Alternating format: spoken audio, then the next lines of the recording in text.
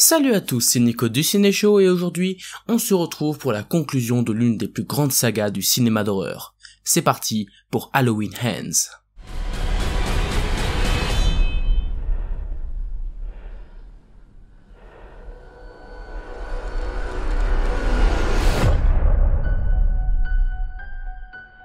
Halloween Ends est le dernier volet de la trilogie tirée du film Halloween, réalisé par David Gordon Green et mettant en scène Jamie Lee Curtis dans le rôle principal. 4 ans après sa dernière rencontre avec le tueur masqué Michael Myers, Laurie Strode vit avec sa petite fille et tente de terminer ses mémoires et de vivre sa vie. Cependant, le tueur réapparaît à Haddonfield et Laurie devra l'affronter une dernière fois. Alors, Halloween Ends, c'est un film que j'attendais puisque c'est la conclusion de cette nouvelle trilogie adaptée du film original de John Carpenter. Pour vous donner mon passif avec la saga Halloween, j'ai vu l'original de John Carpenter, j'ai vu sa suite, j'ai vu également le reboot de Rob Zombie, et j'ai enfin vu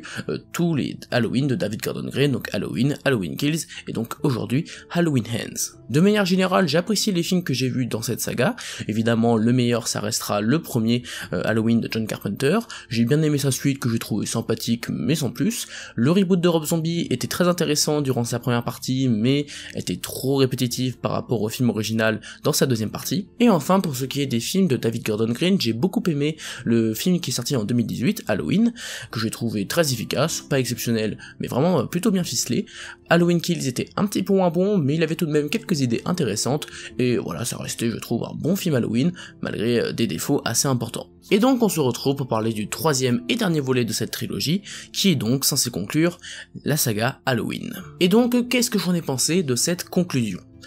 Eh bien, malheureusement, c'est assez mitigé. Je trouve en effet le film plutôt moyen puisqu'il est à la fois très intéressant sur certains aspects, mais il assume pas totalement certaines idées de scénario, ce qui fait que le film est encore plus bancal que les autres, et c'était déjà un petit peu bancal pour ce qui est d'Halloween Kills, mais là, pour le coup, on sent vraiment qu'il y a un certain déséquilibre qui fait que le film ne sait pas sur quel pied danser, donc ça reste un bon divertissement, mais il y a quand même pas mal de défauts. Tout d'abord, pour ce qui est du casting, c'est encore une fois plutôt mitigé. Jamie Lee Curtis est comme d'habitude excellente dans ce film, elle a un caractère bien trempé, du charisme, comme dans tous les autres films Halloween, alors, évidemment, sauf le tout premier où c'était une jeune fille innocente, mais c'est vrai qu'on retrouve ce côté un petit peu badass qu'on avait dans le film de 2018, et qui est plutôt intéressant je trouve, et là encore c'est plutôt réussi. L'actrice qui joue la petite fille de Laurie, Allison, est plutôt sympa, mais je l'ai pas trouvé extraordinaire non plus, enfin voilà, sa prestation m'a pas plus marqué que ça, et une prestation qui m'a pas mal marqué pour le coup, c'est un nouvel arrivant dans la saga, c'est Corey Cunningham. Alors je ne sais pas comment s'appelle l'acteur qui est derrière ce personnage, mais je trouve que ce personnage était plutôt bien joué, et c'est même d'ailleurs le point fort du film à mon sens, mais on aura l'occasion de reparler. Par contre, pour ce qui est du casting secondaire, là pour le coup, c'est pas incroyable, de toute façon, le problème c'est que la plupart des personnages secondaires sont pas très bien écrits, et sont extrêmement clichés, donc forcément c'est assez difficile de jouer des personnages avec aussi peu de profondeur, ce qui fait que la plupart on a juste envie de les voir mourir, donc c'est pas vraiment intéressant. Voilà, on peut pas dire qu'au niveau du casting, en dehors du trio principal qui s'en sort plutôt bien, et c'est l'essentiel, j'ai pas vu de prestations particulièrement marquantes. Pour ce qui est de la musique, je la trouve plutôt bonne, elle est en partie composée par John Carpenter, et de manière générale, je trouve que les musiques des films Halloween sont plutôt cool, que ce soit le film original de John Carpenter, mais aussi les tout derniers films. Vraiment, je trouve notamment le générique d'introduction, qui est très souvent assez mémorable, et là encore, je trouve qu'il est vraiment très bien, donc c'est plutôt un bon point du film, la musique. Ensuite, pour ce qui est de la photographie, elle est pas extraordinaire, hein, on va pas se mentir, je ne trouve pas, ou même la réalisation d'ailleurs de manière générale, il y a quand même quelques bonnes idées de plans, et enfin voilà, c'est plutôt bien filmé dans l'ensemble, j'ai pas noté de passages vraiment hyper mal filmés. Par contre, visuellement, je trouve pas qu'il y ait des plans qui restent particulièrement en tête. À la limite, il y en a juste quelques-uns vers la fin du film, où il y a quand même quelques plans de par leur symbolique qui sont assez marquants, mais durant le film, voilà, je trouve pas que ce soit particulièrement marquant visuellement. Pour ce qui est du scénario, c'est là que le film va pas mal diviser et m'a un petit peu dérangé, même si je salue l'effort, c'est que il y a eu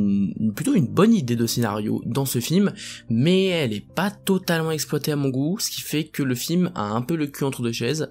entre cette idée de scénario que je trouve vraiment intéressante et le fait de vouloir rester avec la continuité de la saga, ce qui fait que on a un ensemble qui tient pas vraiment la route et qui est assez déséquilibré comme je l'ai dit juste avant. Mais ça, on aura l'occasion d'en reparler un peu plus en détail dans la partie spoiler. La scène d'introduction du film est particulièrement bonne parce qu'elle instaure parfaitement déjà un sentiment d'angoisse, un minimum, mais surtout parce qu'elle met en place la thématique qui va être importante dans le film et qui, je trouve, est particulièrement intéressante, même si pas hyper bien exploitée, mais au moins l'introduction marche hyper bien parce qu'elle nous surprend, en tout cas elle m'a surpris, et en plus de ça, juste après on a le petit générique avec la musique d'Halloween, donc ça avait plutôt bien commencé. Et pour ce qui est de l'horreur de manière générale, ne vous attendez pas à quelque chose de révolutionnaire,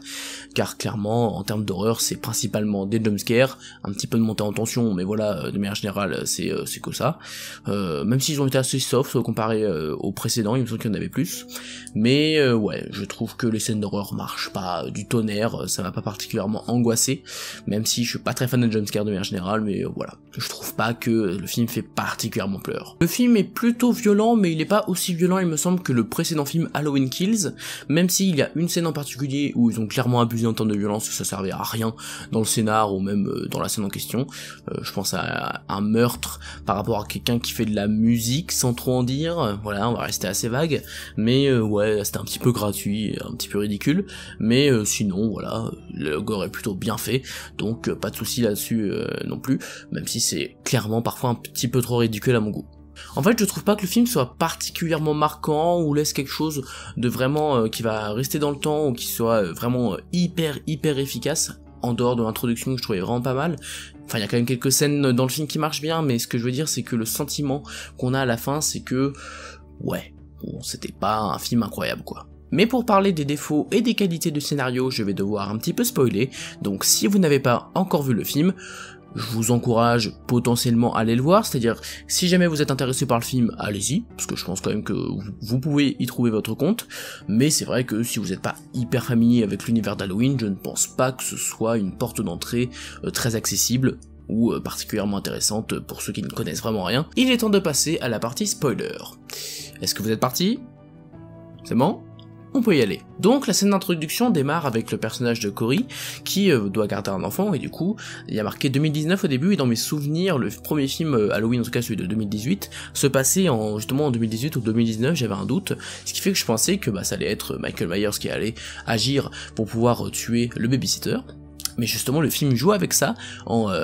laissant planer une menace autour de ce babysitter.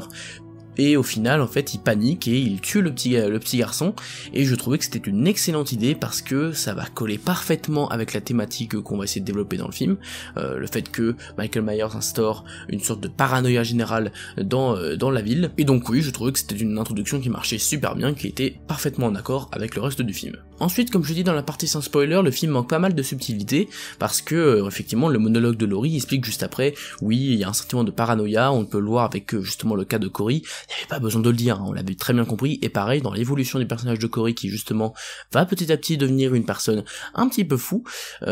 justement, et là encore t'as un personnage qui va t'expliquer dans le bar, oui en fait il a été influencé par la ville, c'est à cause du traumatisme, c'est plus le même gamin que j'ai vu, etc. On avait remarqué, hein, il y avait vraiment pas besoin de le dire, enfin je veux dire,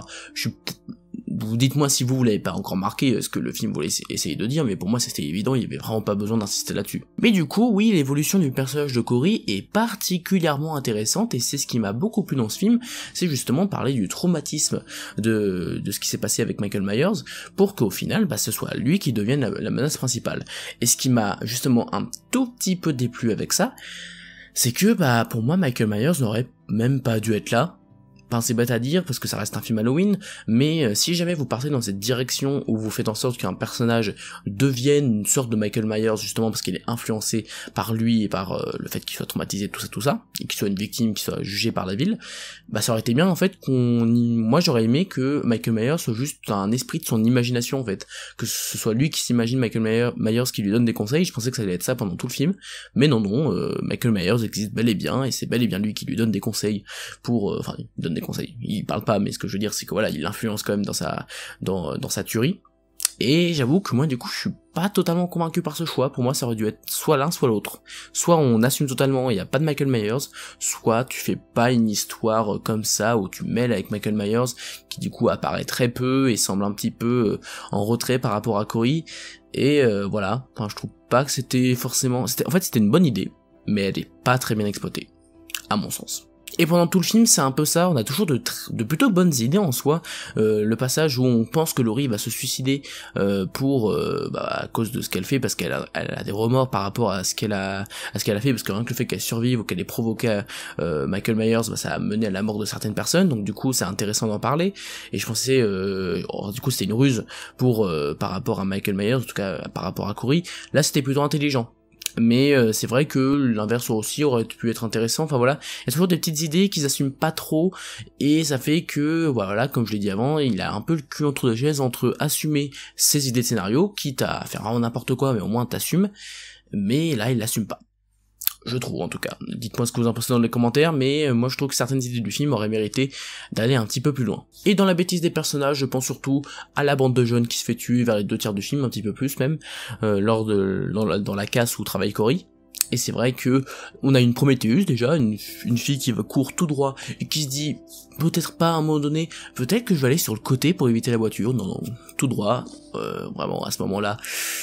Voilà, déjà ça commence bien, et ensuite on a le garçon qui tire vers Corey, et l'autre qui se lève, qui se prend la balle dans la tête. Alors j'ai bien compris qu'il voulait le défendre, parce que justement il savait que c'était Corey, il voulait pas qu'il meure du coup, mais voilà, le garçon, je sais que je veux bien qu'il panique, mais fait un effort. On dirait, c'est pas autant ridicule que dans Halloween Kills, où on a le personnage, une jeune, je crois que c'était une blague, qui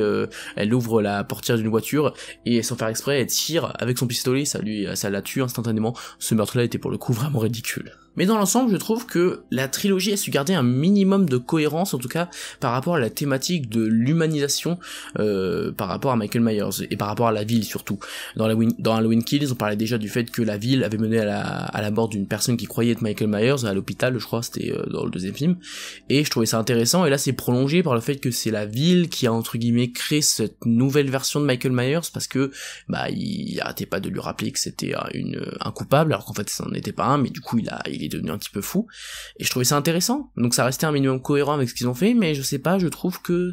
c'est quand même assez bancal, qu'il manque d'équilibre entre ces différentes thématiques, et il est possible et même fort probable que la trilogie ait été écrite au fur et à mesure et pas d'un coup, en un tout, comme il a été d'ailleurs la trilogie Star Wars. Et on voit le résultat, même si j'aime beaucoup le 7 et le 8, clairement le 9 et même les deux autres on manque de cohérence sur certains aspects. Donc je pense que c'est ça, ce qui est un peu dommage, parce que clairement il y avait matière de faire une excellente trilogie, mais on a juste des films divertissants,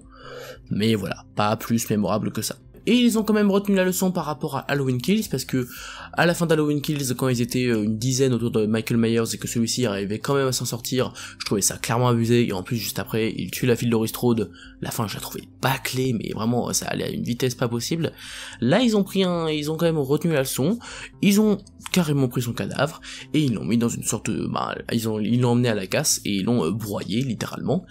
Voilà, ça c'est quand même un minimum intelligent, il n'y a plus de menace, là c'est fini, on peut définitivement dire que Michael Myers est parti, et c'est confirmé par la fin qui ne laisse sur aucun cliffhanger,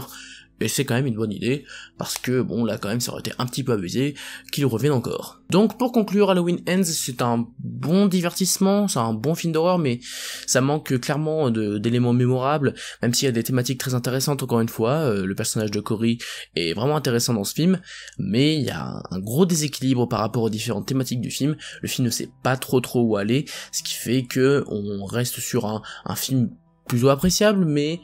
pas marquant quoi, et c'est dommage je trouve. Voilà, c'est la fin de cette vidéo, j'espère qu'elle vous a plu. Si c'est le cas, n'hésitez pas à vous abonner, à liker et à partager la vidéo. Quant à moi, je vous dis à la prochaine pour parler de cinéma, mais en attendant, c'était Nico du Ciné Show. À bientôt.